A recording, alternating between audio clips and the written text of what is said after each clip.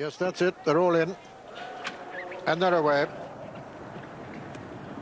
Nordic Brief fast away towards the right of the picture, showing up their Pursuit of Love in the early stages, and Mysterioso in the center, and Reported going on now with Cloud of Dust. Reported and Cloud of Dust together from Euphonic just in behind them. That's on the right of the picture, King Olaf isolated. Over on the far side, Fair Cop showing very good speed, but Reported and Cloud of Dust disputing it from Euphonic. Mysterioso just in behind them. Then comes Pursuit of Love over on the far side with Fair Cop. On the near side, it's King Olaf. As they race now down towards the halfway mark, Reported, Nordic Brief. On the far side, Fair Cop, Pursuit of Love. On the near side, Euphonic coming there, King Olaf coming there as well. Over on the far side, Fair Cop now taking a fractional advantage on the far side from Pursuit of Love. Reported in the center, Prince Ferdinand coming there strongly now over on the far side, coming between Pursuit of Love and Reported. Prince Ferdinand coming to challenge for the lead now as they race into the closing stages. He's hanging a bit to the left under John Reed. It's Prince Ferdinand, though, is taking it up as they race towards the line from Pursuit of Love. Prince Ferdinand's going to win it at the line. Prince Ferdinand's the winner. Pursuit of Love is second. Fair Cop is third. Reported is fourth. That's the 1, 2, 3, 4 in the jersey. And so the result, first number 2, Prince Ferdinand, owned by Miss J. Winch. He's a syndicate horse, in fact, but running in the colours of Miss J. Winch. Trained by Matty McCormick and ridden by John Reed. Second was number 3, Pursuit of Love, owned by Lord Howard of Walden, trained by Henry Cecil and ridden by Michael Kinnan. And third was number 1, Fair Cop, owned by Prince Fard Salman, trained by Paul Cold and ridden by Alan Munro, with fourth, number 10, Reported. Beautiful ride this by John Reed. Look to him, 5 from the left there with the white cap, poised on the heels of Pursuit of Love. The long-time leader, the Irish runner, Reported, also in the white cap and the blaze there. Already the favourite, 3 from the right, is well under pressure and going nowhere, this filly, and King Olaf right on the right there, flattered for a moment. At this point, it was Pursuit of Love who hit the front, but he likes to stick his toe in the ground fast enough for him. Fair Cop's run a marvellous race, first race of the season on the far side, just for a moment looked like winning. But now John Reed, the Derby winning jockey, has brought Prince Ferdinand through. This horse who won on the course at this meeting last year on the Saturday, and he won't be beaten. Pursuit of Love keeps battling away to the line under Michael Kinnan, but it's John Reed's year.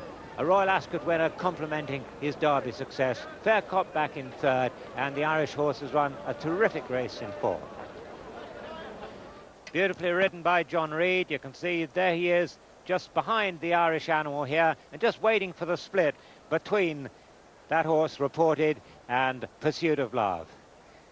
Well, it came, although John had to be patient for it to come, because once again it was Warren O'Connor of yesterday's Kuyonga fame who was riding the leader, had his whip in his left hand, and or doesn't at this point, has it in his right hand at this point. He's going to pull it through in a moment. So John's just waiting there, waiting. This is where Warren pulls his whip through to his left hand now. But luckily, Pursuit of Love's just drifted a little bit to the right. There's just a big enough gap for John Reed to go through.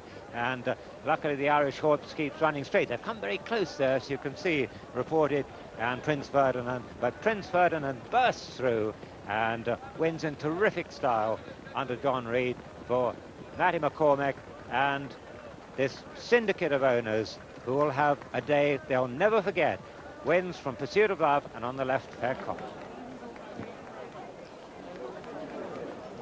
Yes, that's the great thing about this game. That's once they've gone through the ring, they're all equal, and at a mere 4,000 guineas, which is the real bargain basement nowadays, this horse, a star at Royal Ascot. It's by King of Spain, out of Greensword Blaze.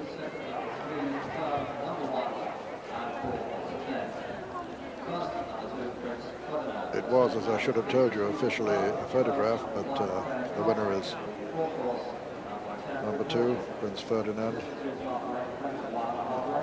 Pursuit of Love was second, and Fair Cop was third.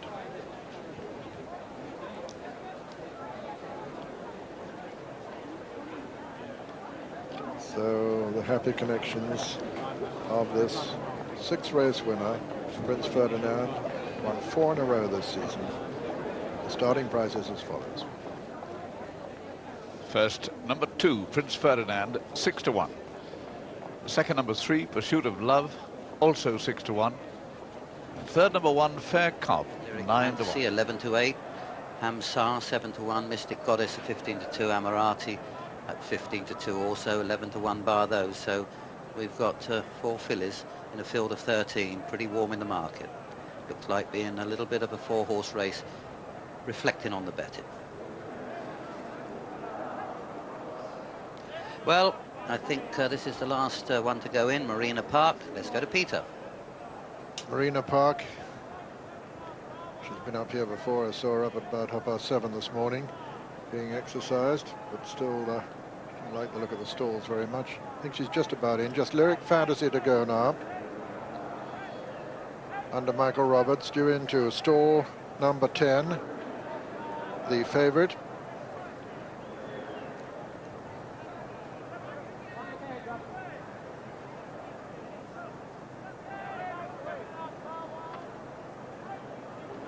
She goes in sweetly. That's it. They're all in, all 13 for the Queen Mary. And they're running. And a good even break. Toledo Queen shows speed in the centre, and Lyric Fantasy goes straight into the lead over on the far side. Lyric Fantasy blazing the trail under Michael Roberts, with Moody's Burn towards the stand side and Hamsar quite well up too.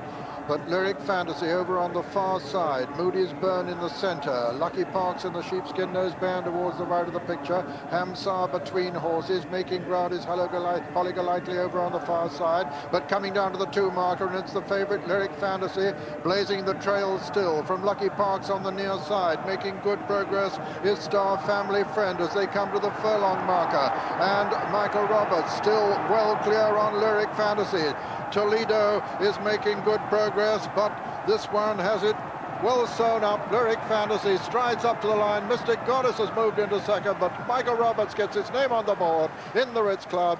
Lyric Fantasy, a brilliant winner from Mystic Goddess, and two Can Do.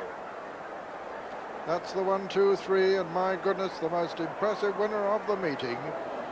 Number 7, Lyric Fantasy, owned by Lord Carnarvon, trained by Richard Hannon, his 61st winner of the season, and ridden by Michael Roberts, the season's leading rider, number 62 for him.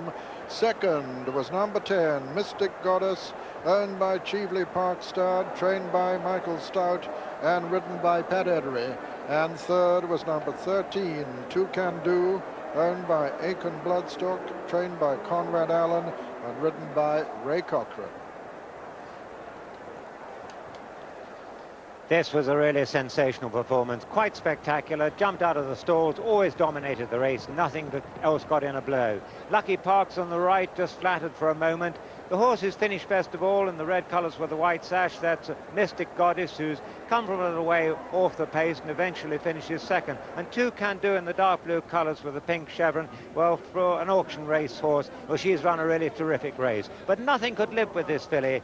She's sped away, turned a 2-3 length advantage into 5 or 6 in the last furlong. Look at the gap between herself and the rest. This is one of the fastest fillies we've seen at Royal Ascot for many, many years, and that includes Marling, the winner of this race last year. This is a spectacular win, making her record 3 wins out of 3, and what a lot of fun Lord Carnarvon's going to have with this Tate Gallery filly.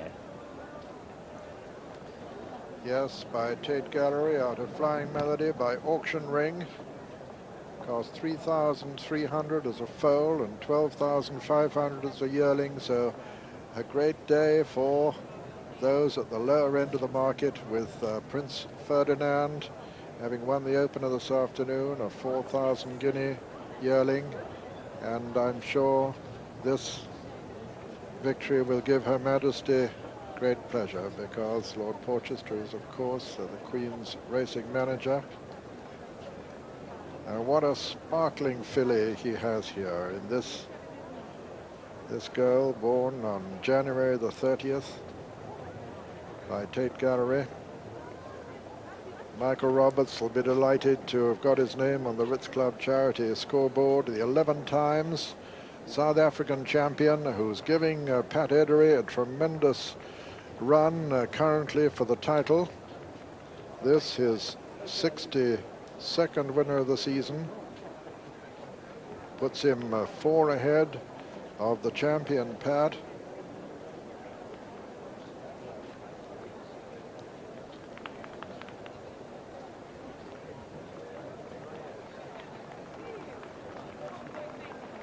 And these famous colours being greeted there by Lord Carnarvon in the black topper. What a tremendous thrill this filly will have given him.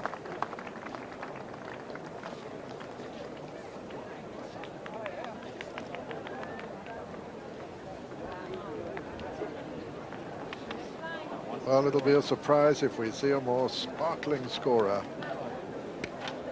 during the entire Royal meeting. Now, this filly, Light Fantasy, a hot favourite, will be very popular with the enormous crowds here. The starting prices as follows. First, number 7, Lyric Fantasy, 11-8 favourite. Second, number 10, Mystic Goddess, 15-2. And third, number 13, Two Can Do, 10-1. We took her first of all to Windsor, and I always thought she was, you know, she was better in Niche, which is Lord Carnarvon's other horse, other filly. And well, I knew she'd come on a lot from Windsor, but you know, the way she's come on through her races is unbelievable, really. I mean, she's only a pony. You can't believe it. How much did you pay for her? She was 12,000 Doncaster sales. And did you buy her on spec or specifically for Lord Carnarvon? Lord Carnarvon picked me a few out of the catalogue which he liked on pedigree, and sent me around to have a look at them and basically do what I like about buying one of them. You know, he wanted to buy something for his race at Newbury. The Newbury Sales Super Sprint. That's it. Yeah. 100,000. 100,000. So he looks like he's got the key. She's on target for that, and I think he's back at 8-1. I think to win the race. Yeah, well, everything's going well for him. Well, she's a bit special, but you had a winner yesterday as well in Bayton, and you must have been very pleased with the way he won. Yeah, he won very well. He just bounces off this firm ground, you know, he loves it. And I think probably after looking at the race this morning, Joanne was obviously very unlucky, but there's do's and dids and shoulds. Have you got a big race planned for him, Bayton? The German Derby, I think, is the race we probably end up going for at the end of the day, and it's worth a lot of money. And you've got a more immediate Derby project with Assessor. Yeah, well, we're going to work him Saturday morning and decide then whether we're going to go to Ireland or not, you know. But he got two very bad bumps just early on in the race. One knocked him back from sitting in about 6th place to last, and then he got another bad bump at the top of the hill, and I think he said, you know, to hell with it. I mean, a big field. If it had been a smaller field, he might have been able to get closer and show his turn of foot, but it just didn't happen that day. It was a very disappointing. You need a bit of rain for him. Yeah, they all say that, but no, I think probably, you know, 1.5 miles, and he probably wants further. I mean, Ledger would be more his sort of trip, I would think. We're looking ahead to tomorrow and the rest of the meeting, the Cork and Norrie Estates, Shalford and Central City. It looks as though it might have your name on it. Shalford has been working very, very well, but Central City right at the bottom is, you know, after Prince Ferdinand winning the first today, you know, must give her a great chance as well, you know. Well, Central City finished 3rd in the Queen Mary last year, but this year's winner, have you ever trained a faster filly, do you think? No, I couldn't believe it. I mean, I was waiting for the others to come to her and join her, but I mean, she just, as Michael said, she just gave her, she cruises in front and then he gives her a kick in the belly and away she goes again. It's fantastic. I've never seen anything like it. Richard, congratulations. That's Richard Hannon, well, the man on top. Every now and then you hear people talking about a steering job. Well, I won't exactly say it was a steering job, but she certainly took the jockey with her. And I'm pleased now to welcome that jockey, Michael Roberts. Michael, that was a little bit special. Yes, it's very good. You know, the last time when she won at Sandown, I mean, she won with so much ease. I don't think many people realise how easy she actually won. I mean, she won really, you know, just taking me there all on her own, and she won easing down. You know, she still ran a very fast time at Sandown, and today she was brilliant, even better. The great thing about her is that she jumps and runs, and then incredibly she's quickened from the two. Yeah, she goes to the front, then she seems to idle in front. And then when you ask her, she quickens up a fast pace again. She's very gutsy, very brave, and she's very good. She must have a fantastic engine, because we thought that she might nearly come to the end of her tether, but she's increased her advantage in the last furlong. Well, going that fast, I think it was difficult for them really to come at me, when she had still some left in the tank. And obviously, although she hasn't got the best action in the world, I mean, she really bounces off this ground, too. Yes, she's the first time she won at Wednesday, it was a bit soft, and she battled, but, that was obviously through greenness as well. But at Sandown, the ground is fast, and, I said to Mr. Hannon that the faster the ground gets, the better she is, because she's got a very nice quick action, And we have an odds-on favourite, Marling, 5-4 on. Culture Vulture, 7-2 against. Mahassin, 8-1, same price as Absurd. Katakana, 16-1 on 28-1 Soiree, and Vina, 40-1.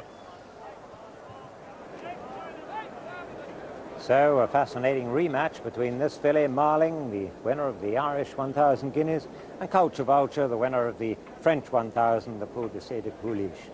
First time they met was in the Queen Mary Stakes on this very day 12 months ago. Central City is the leader, but here comes Marling in the sheepskin noseband. Central City from Marling and A to Z.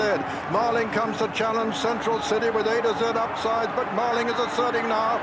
Marling is the leader as they race into the final furlong. It's Marling from Central City, finishing fast over on the far side, but coming to the line. Marling is going to win it, and Marling has won it from Culture Vulture and Central City. Well, the sequel to that was an objection by the connections of the runner-up, Culture Vulture, for interference below the distance, which was overruled. Marling kept the race, and she's done not a great deal wrong since then. Tracy, how do you see it shaking out today? Well, I think that, as I said earlier, it's going to be a good match between the two of them. Culture Vulture, I think, is a very, very tough filly. She got a leg wound during that race, and I think she proved her toughness by going on to do so well, and of course winning in France. There's a dark filly, I think, in the field in Mahassin, who had training problems last year and has come and won a couple of decent races this year, and she could be anything. So it's by no means a walkover today, but I think you have to say Marling is the class horse, the class filly of the field. Well, there is Mahassin. She's the joker in the pack, but Marling is very, very special. She's quite brilliant. Just that short head defeat by Hatouf in the 1,000 guineas. Otherwise, she would be unbeaten. She's certainly unbeaten under Walter Swinburne. And Jimmy and John, can she be beaten today? Well, I think for one thing, but probably not, Julian, because she is a lovely filly, as you say. She possesses both speed and stamina, and well, I think she was very unlucky to have lost her unbeaten tag in the 1,000 guineas, because she flew home towards the end. And she more than regained her reputation, in my opinion, in the Irish 1,000 guineas. I think Jeff Ragg's made a wonderful job with this filly. Just look how settled she is, not a wet hair in her. And as you say, Walter gets on with her very well. She's 5-4 on from 11-10 on, and I think she's going to come home at those odds.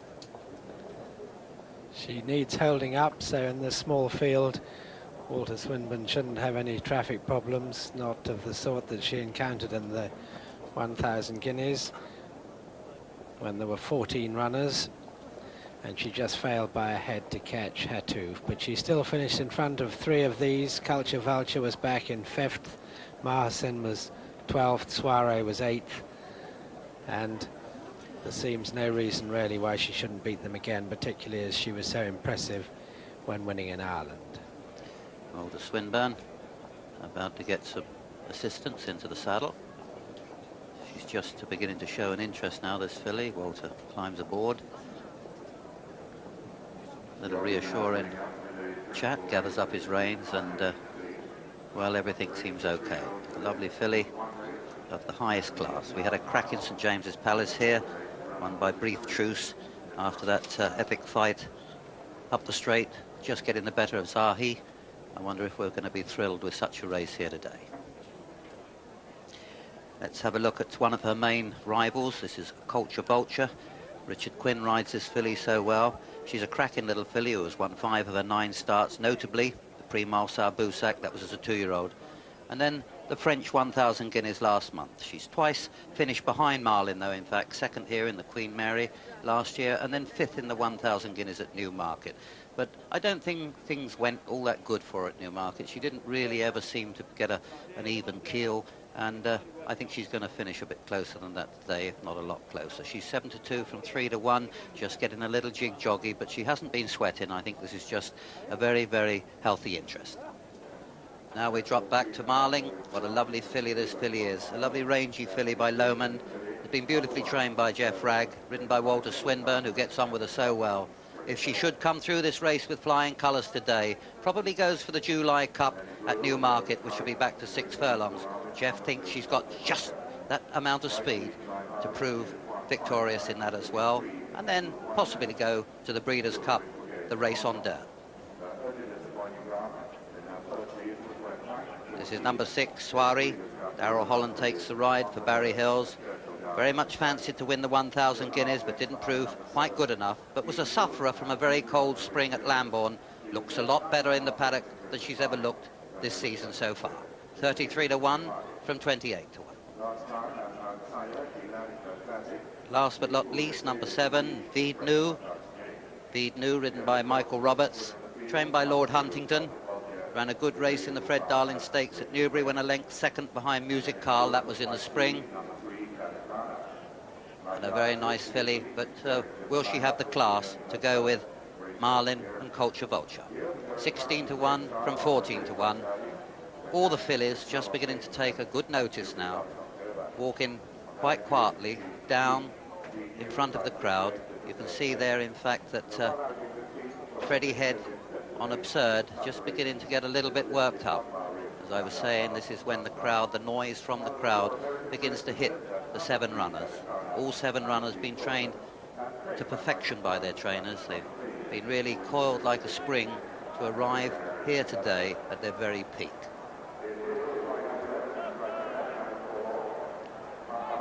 Let's pop back and have a look at Marlin. Just look how coolly this filly's taking the parade. She's still favoured at 5-4 on from 11-10 on. As I was saying, Walter, when he got into the paddock, could be talking to her the whole time. But, and her lass there would be saying, let's take it easy, we've got a long way to go yet. And how proud these stable lads and lasses are of their charges. They have many an argument in the public house. They get more enjoyment, I think, out of their charges than perhaps even the trainer and the owner does. And they're having a look at something there. I'm just wondering if one has... something's happened behind us, but I don't think so. In fact, we have Soiree with 2 lads, 1 each side. And in fact, it's Willie Carson on Mahashin that's getting a fair bit of trouble here. I think she's getting very worked up, as you can see. Something spooked her. And I think maybe Willie might be saying, do you think I ought to let her canter down to the start? But there seems something that's happening even behind Mahasin and Vide Nou. I think, I don't know whether we've had a streaker or whether we've had something, but something spooked the fillies. But now the lads have, in fact, I think it was a streaker, which we'll ignore completely. And but you just see how highly strung the thoroughbreds are. You only want something like that to tip a filly off, and this is very unfair because, as I was saying, John Dunlop, who trains this filly Mahasin, has put a lot of work, a lot of time into this filly, and a lot of money's at stake, and that just that moment, although I don't think it's affected her too much, has just got her into another gear, as you can see. You can see those muscles working behind. Willie now is trying to keep her quiet, trying to put her back to sleep, trying not to pick up the reins too quickly, all the time talking, whistling, and hoping that he can get her switched off. But just look at that shining coat and that muscle all up behind her. This is a racehorse, as you can see there, trained to perfection. Is she going to be good enough to upset the 2 guns today? Let's see if we can't pop and have a look at Marlin once more to see if she's a little bit more settled. That was her on the way down to the start. There she is. Well, I've had a good look at her. John, I think she looks magnificent. She's just getting a little bit warm on her neck. She's probably one of the nicest fillies we've seen for a long time. Even if she doesn't win today, she's done it before. She's certainly taken the parade very well, as you say, Jimmy, and she's going down nice and relaxed, giving Soiree a lead. Soiree just taking a little bit of a hold, but Marling going down, ears pricked, and taking nothing out of herself at all. Walter Swinburne, who rides her, had a winner yesterday in the Coventry Stakes, and a little bit unlucky not to win the King Edward VII Stakes, possibly on Jearn, who had to be switched a few times before finding a clear run on the inside. Now, although Marling's taken the parade well, Mahasin was getting very edgy, and she's taking quite a good hold, though Willie Carson has her under control as she goes to the start. This filly has always been very highly rated at home by John Dunlop. She ran in the 1,000 guineas, but she's always given trouble in the stall. She got very stirred up in the stalls, and she fought her jockey for the first 5 or 6 furlongs of the 1,000 guineas and ruined her chance. In her 2 races since, they've just allowed her to stride along in front. She's behaved better in the stalls, and she's lobbed along in the lead and won in the style of a champion, really, although it was difficult to tell how good she was. She wasn't meeting top opposition by any means, but she did look very good. If she can relax and go off in front at a sensible pace, she might take some catching. She's almost got to the Old Mile start. This race run on the round course. Our next race, the Royal Hunt Cup, with 30 runners, being run on the straight course.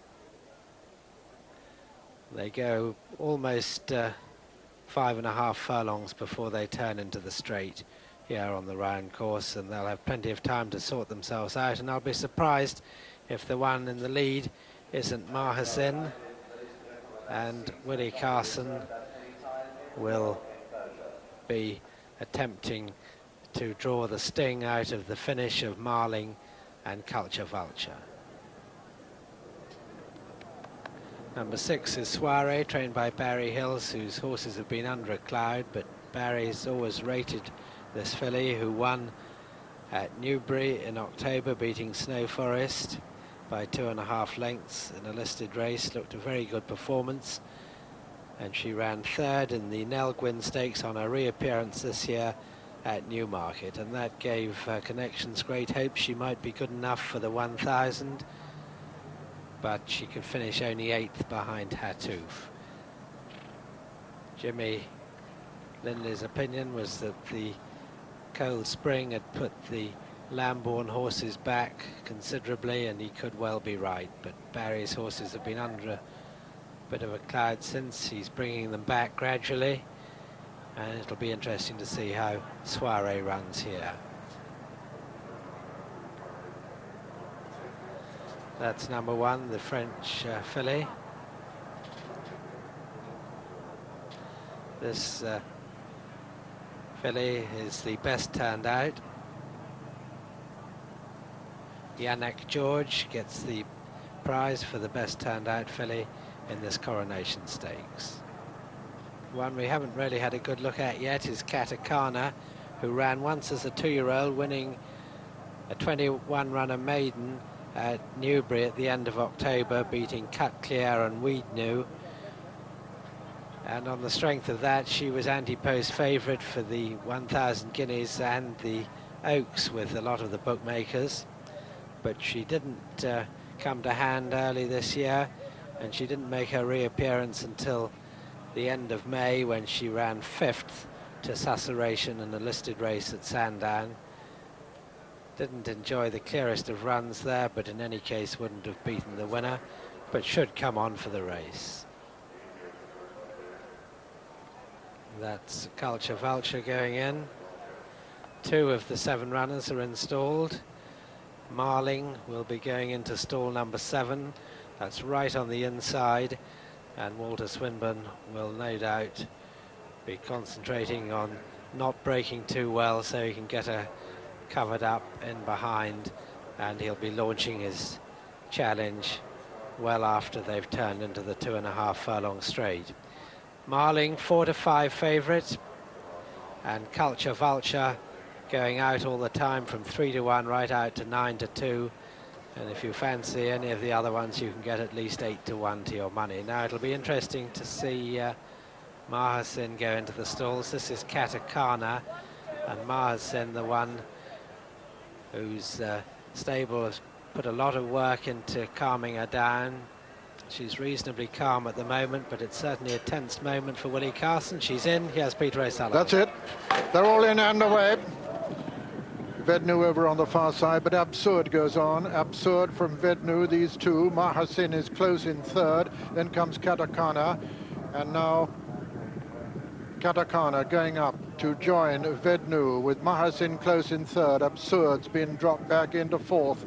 Then comes Marling. Behind Marling is Soiree. Culture Vulture is the back marker.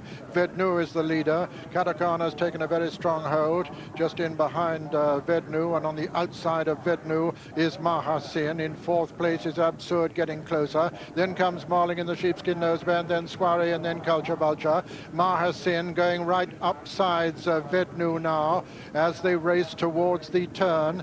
Vednu on the inside of Mahasin, then comes Katakana, then Absurd just in behind them, then Marling, then on the outside is Soiree. Culture Vulture still just the back marker as they turn round into the straight now. They've got 3 to run in the Coronation, and it's Vednu being pressed by Mahasin. Behind them comes Katakana, 2.5 furlongs to run. Mahasin with coming on the right of the picture with a wet sail now is Walter Swinburne on Marling. Marling now in the sheepskin noseband. Comes the turn, comes to take it up. Culture Vulture beginning her challenge over on the far rail, but it's Marling from Culture Vulture now as they enter the final 150 yards. Culture Vulture putting in a tremendous challenge to Marling, but Marling holding Culture Vulture as they race up towards the line. It's Marling from Culture Vulture, the big two, and Marling's going to win it at the line. Marling is the winner and Culture Vulture is second. It's a photo for third, and a very close photo indeed between Katakana, Vednu and Absurd. Behind them and a long way back came Mahasin, and last was Soiree. And so the result of the 1992 Coronation Stakes is first, number 5, Marling, owned by Mr. E.J. Loader, trained by Jeff Ragg and ridden by Walter Swinburne. Second was her big rival, number 2, Culture Vulture, owned by Mr. Christopher Wright, trained by Paul Cole and ridden by Richard Quinn. And it's a photo of a third place and a very close photo indeed for third between Katakana, Vednu and Absurd. Well, what a brilliant, spectacular performance again by Marling. What a wonderful filly she is, and a wonderful run too by Culture Vulture, who didn't have the best of runs at the 2 furlong marker, but eventually got clear, seemed to have every chance in the last furlong, but was just beaten by a better filly, the winner of the Irish 1,000 guineas, beating the winner of the French 1,000 guineas. And what a marvellous duel between them, leaving the others 7 or 8 lengths behind. Marling, whose ancestor Pretty Polly won this race in 1904, upholds this remarkable family, the Giles Loader family. Now Edmund Loader is the master of Airfield Lodgestad, and this is one of his greatest triumphs as an owner-breeder.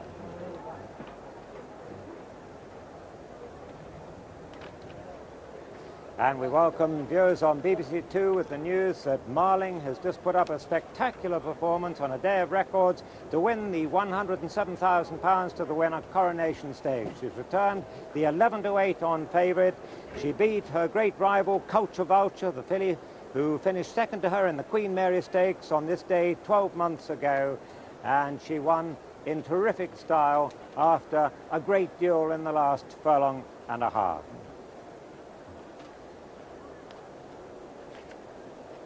A marvellous season for Walter Swinburne, who rode this filly's mother, Marwell, who won the 1,000 guineas this year on Hatouf, won the Irish 1,000 on this filly, Marling, unbeaten on Marling, and today came from well off the pace to swoop and cut down her rivals for a brilliant win in the Coronation Stakes.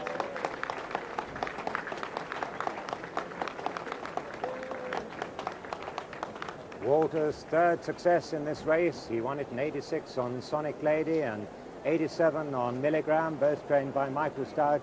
This filly trained with such consummate skill by Jeff Ragg, and a filly who would still be unbeaten if she'd just had the rub of the green, in my opinion, in the 1,000 guineas, where she was beaten a short head by the Walter Swindon. Gap to have opened just a little bit earlier. He had a beautiful gap in the French 1,000 guineas to go through. It hasn't opened quite so quickly then. As you can see, Willie Carson just had to snatch up there as Richard does get through on Mahassin, but Mahassin was beaten at the time. And now you see Marling has just drifted over a little bit to the right as she made her run. But Richard Quinn is able to move over to the rails now because Wiednu, Michael Roberts' mind, has weakened. And from here on, it's a great duel between the two. And from here on, these two put 6 lengths between themselves and the rest. Two wonderful fillies. Richard Quinn, as you can see, holding his filly together, hands and heels. Walter's just given his filly a couple of backhanders to make her stretch in the last furlong. And they've gone away. A wonderful winning performance by Marling. A wonderful moment for the Loader family.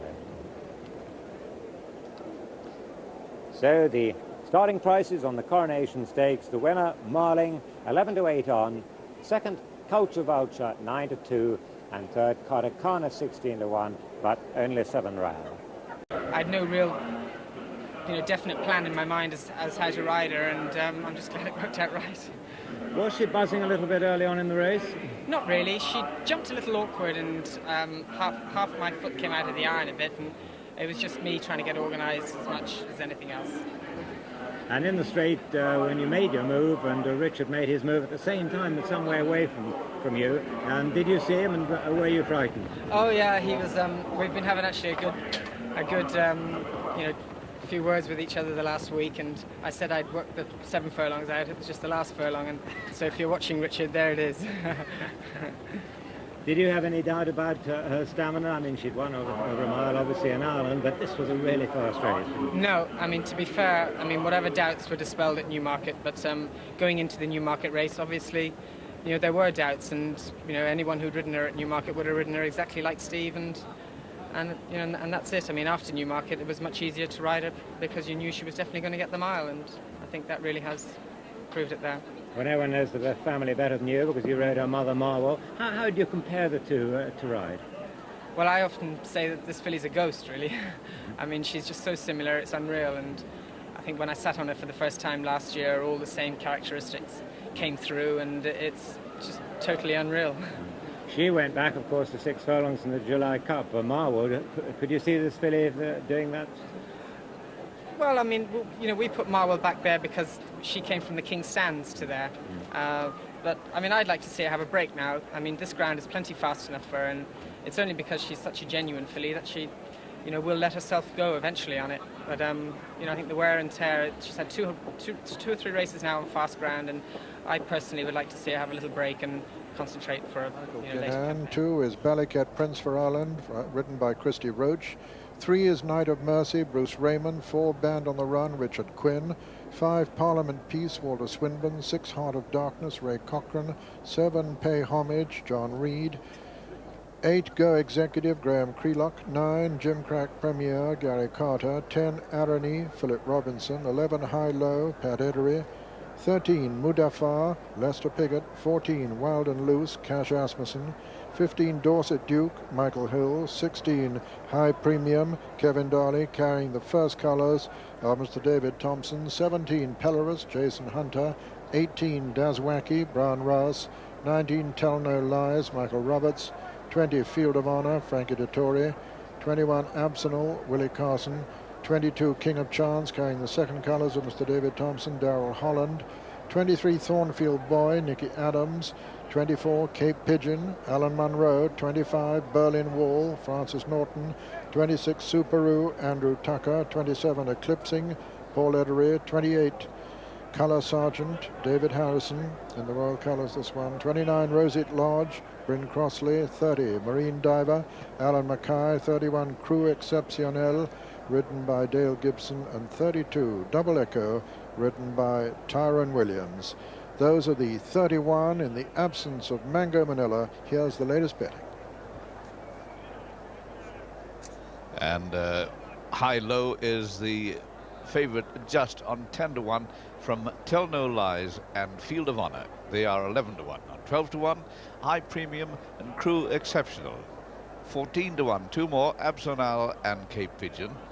16-1, Band on the Run, Subaru and Eclipsing, and it's 20-1 bar. That's it, all 31 installed, under orders, and they're away. And High-Low, in fact, is one of those that breaks fast towards the right and over on the far side. Cape Pigeon is right up there with the early lead, and so's Night of Mercy. Marine Diver's not far off the lead, and also Double Echo.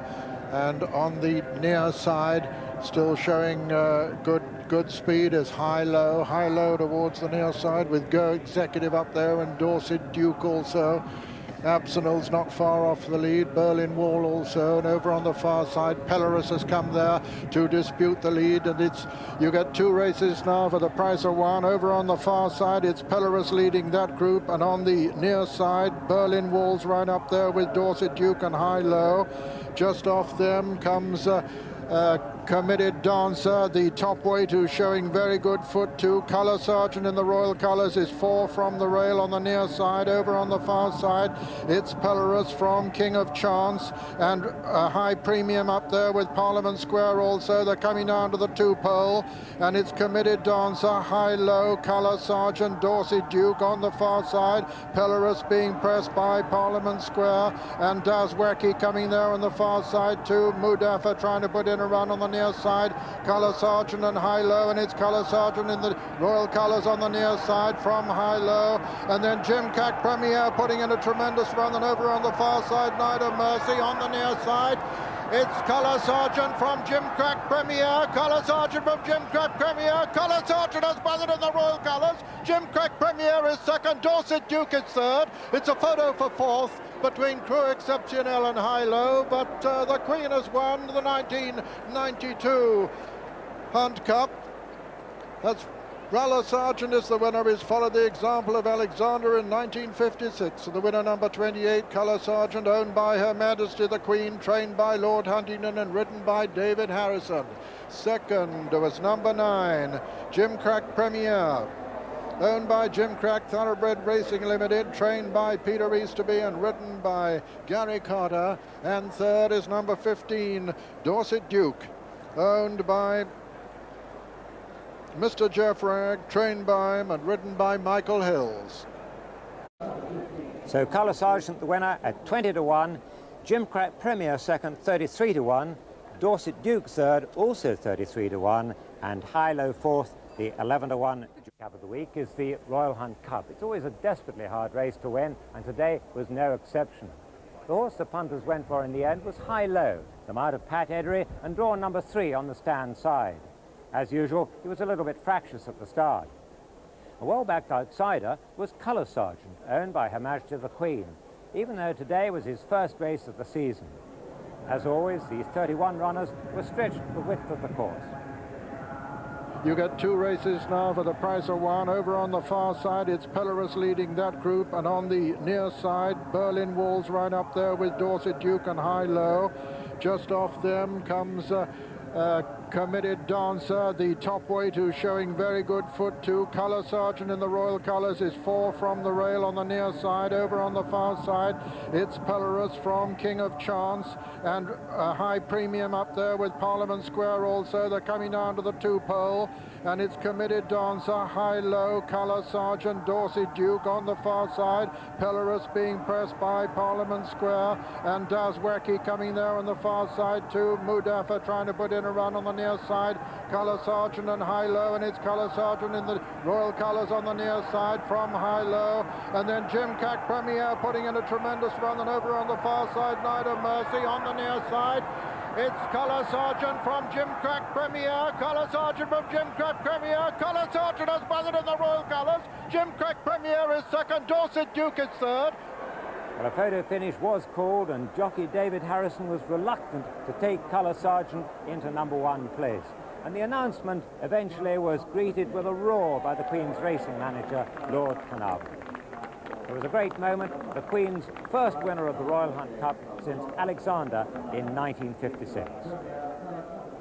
So Colour Sergeant the winner at 20-1, Gimcrack Premier second, 33-1, Dorset Duke third, also 33-1, and High-Low fourth, the 11-1 joint favourite. The winner clocked a new course record time in what was a brilliant training coup by the Royal trainer, William Huntingdon. He had his fair share of problems at the end of last year, and we cut him, and he had problems with his hocks, and we decided that we needed a good race, obviously, to go for, and at the time one couldn't necessarily see any other horse that was definitely able to run here, and so Lord Carnarvon and I put it to Her Majesty that we might, you know, train him for the Hunt Cup, and had a narrow miss about 7 or 8 years ago with Granny's Bank that we trained for the Hunt Cup first time out, and he followed the same programme, which was plenty of enjoyable work at home and then a visit to Newbury Racecourse before the race, which he did last Thursday, and it just got his sort of freshness out of him, gave him a nice bit of work, and he was cool, calm and collected today, and seemed very happy. Lord Huntingdon.